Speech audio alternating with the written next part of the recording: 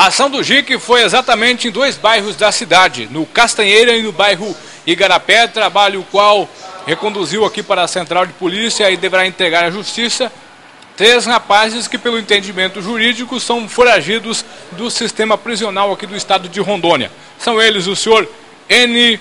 de Fran da Costa Camurça, que, segundo informações do JIC, deve ainda cumprir uma pena de pelo menos 7 anos, ou foi condenado a 7 anos de prisão. O seu N estava tomando umas e outras com a família lá quando a polícia chegou. Já o senhor Renato Ferreira da Cruz, ele foi condenado a 5 anos, ainda responde, segundo informações da polícia, e estaria trabalhando, já teria montado uma panificadora, estaria trabalhando para garantir o sustento da família, ele e a esposa dele, segundo informações do próprio.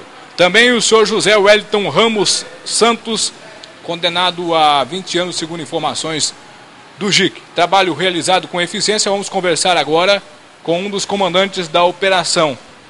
Como é que foi toda essa história aí? Os senhores chegaram lá, como é que foi essa ação? O qual culminou, na verdade, os senhores estavam interessados exatamente em encontrar o senhor Renato, mas encontrando o senhor Renato, localizaram outras 2 pessoas foragidas?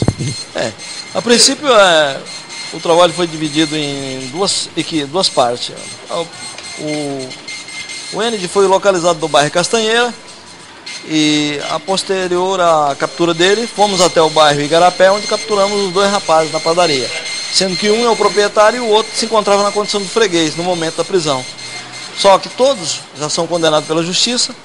O N tem uma condenação de 7 anos, o Renato uma condenação de 5 anos no artigo 157 e ainda uma acusação de prática de homicídio. Está em aberto para ele responder. O Wellington, o José Wellington, esse aí é meu conhecido, meu amigo, meu xará. Já tivemos um entreveiro em 2001, uma troca de gentileza entre, atira daqui, atira dali. Ocasião que ele estava com a família inteira, uma família de um oficial da polícia, como refém.